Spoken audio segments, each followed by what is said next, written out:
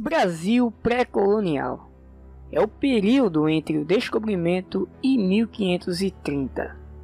Recebeu esse nome devido à pouca atenção que a coroa portuguesa dedicou ao processo de colonização, fato que mudou a partir de 1530, com o envio da expedição de Martim Afonso de Souza.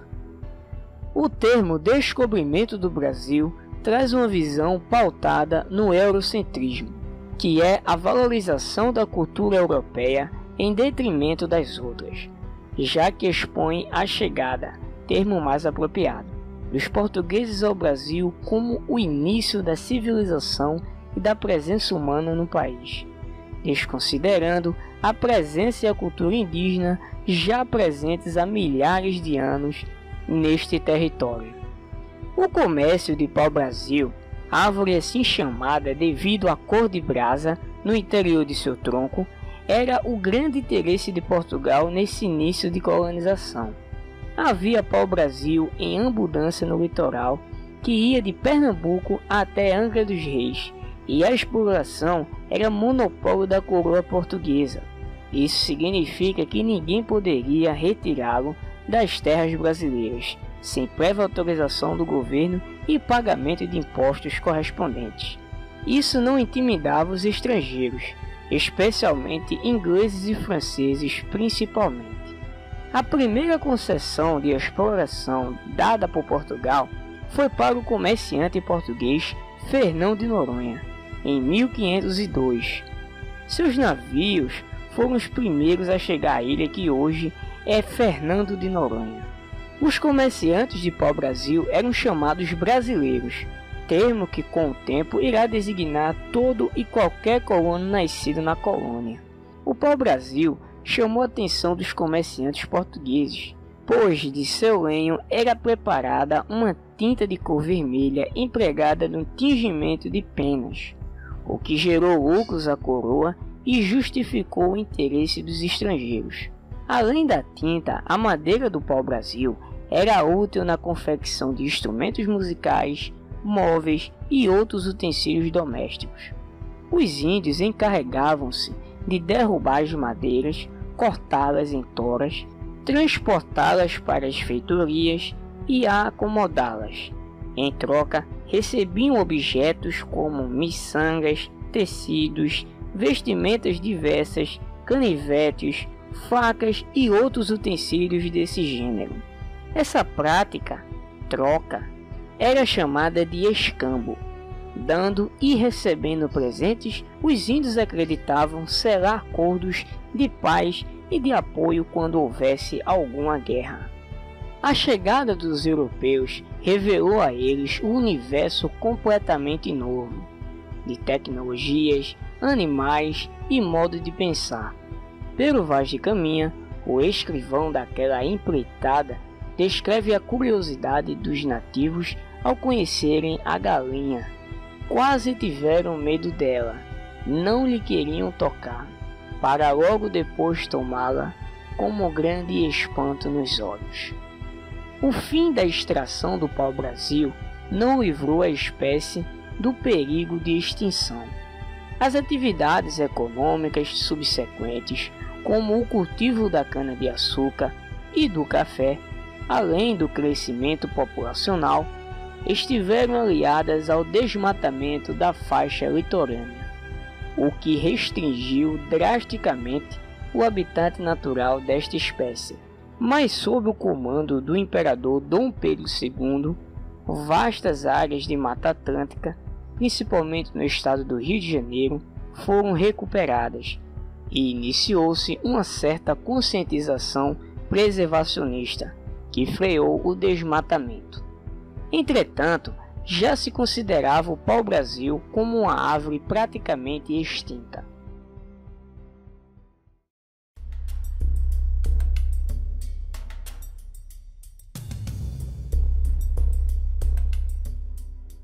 Durante o período pré-colonial, não teremos a fundação de cidades, apenas a instalação de feitorias. Era o nome dado aos entrepostos comerciais europeus em territórios estrangeiros. inicialmente estabelecidas nos diferentes estados na Europa medieval, foram mais tarde adaptadas a possessões coloniais. Uma feitoria podia ser desde uma simples casa até um conjunto de equipamentos e estruturas militares, ou de acolhimento e manutenção de navios. No caso do Brasil pré-colonial, o principal objetivo era o armazenamento do pau-brasil. As principais expedições marítimas portuguesas enviadas ao Brasil após a passagem da esquadra de Pedro Álvares Cabral foram 3. A expedição de Gastar de Lemos, em 1501, a expedição de Gonçalo Coelho, em 1503, e a expedição de Cristóvão Jacques, em 1516 e 1520. A primeira, a expedição de Gastar de Lemos, em 1501, explorou grande parte do litoral brasileiro e deu nome aos principais acidentes geográficos então encontrados: ilhas, cabos, rios e baías. Esses batismos aconteciam conforme um santo de cada dia e as festas religiosas comemoradas na época. Assim surgiram nomes como Ilha de São Vicente, Cabo de São Roque, Rio São Francisco, Ilha de São Sebastião e etc. Participava da tripulação o experiente navegador florentino Américo Vespúcio, que verificou a existência de grande quantidade de pau-brasil em longas faixas do litoral, o que provocou contentamento em diversos comerciantes. Já a expedição de Gonçalo Coelho, em 1503, organizada a partir de um contrato entre a coroa e ricos comerciantes de olho no pau-brasil, dentre os quais se destacava Fernão de Noronha. Esse contrato tinha essencialmente 2 cláusulas: enviar 6 navios anualmente ao Brasil para explorar até 300 léguas do seu litoral e construir feitorias destinadas à proteção do litoral, mantendo-as pelo prazo de 3 anos. Para Portugal, a construção de feitorias significava a proteção da terra, medida fundamental já que diversos estrangeiros visitavam a costa brasileira. Na expedição de Cristóvão Jacques, em 1516 e 1520, essas expedições foram chamadas de guarda-costas ou de policionamento, já que o objetivo era vigiar o litoral, especialmente temendo uma invasão francesa. Durante o século XVI, franceses e portugueses tiveram vários confrontos disputando o comércio do pau-brasil. Tinham um caráter basicamente militar, pois sua missão era aprisionar os navios franceses que, sem pagar tributos à coroa portuguesa, retiravam enormes quantidades de pau-brasil do nosso litoral. O resultado alcançado por essas expedições foi pouco significativo. A grande extensão da costa brasileira tornava impossível policiá-la integralmente e impedir o tráfico por contrabandistas.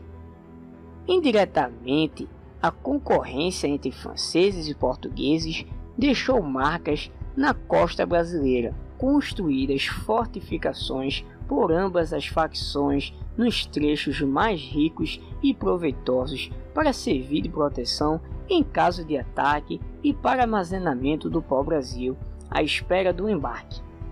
As fortificações não duravam muito, apenas alguns meses, o necessário para que se juntasse madeira e se embarcasse.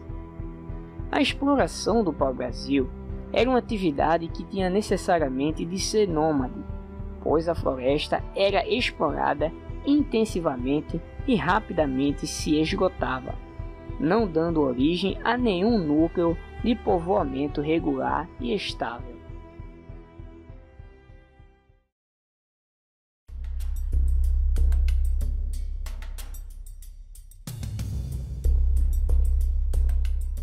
A A respeito da colonização acidental do Brasil, fique bastante atento. Normalmente, ela é contextualizada em duas situações. A primeira, e menos comumente cobrada a respeito da história de Diego Álvares Correia, o quase folclórico Caramuru. Nessa linha, acredita-se que desde seu naufrágio, em 1510, e estabelecimento entre as Tupinambás da Bahia, foi iniciado gradativamente o processo colonizador, mesmo que não intencional. Caramuru estabeleceu família e oferecia felicidades a negociadores estrangeiros que ao Brasil chegavam. O mesmo ocorreu com João Ramalho, que tinha as mesmas características, porém viveu na região de São Vicente, entre os índios Guaianá.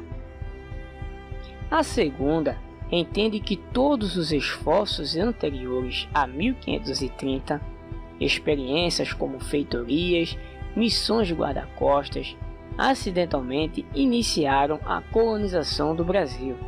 É considerada acidental porque apenas após o envio de Marte Afonso de Souza, a experiência das capitanias e o governo geral, é que o governo português realmente mostrou a intenção de colonizar o território.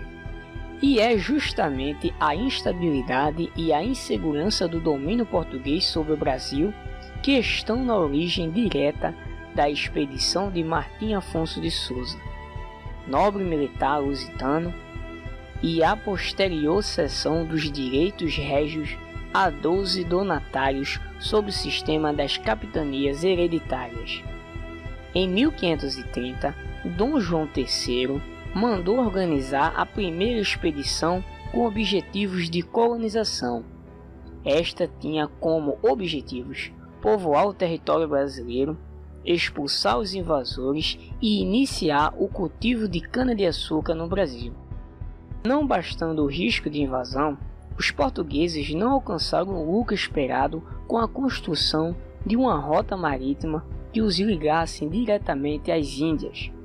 O desgaste causado pelo longo percurso e a concorrência comercial de outros povos acabou fazendo com que o comércio com o Oriente não fosse muito atrativo. Desse modo, o governo português voltaria suas atenções para a exploração do espaço colonial brasileiro.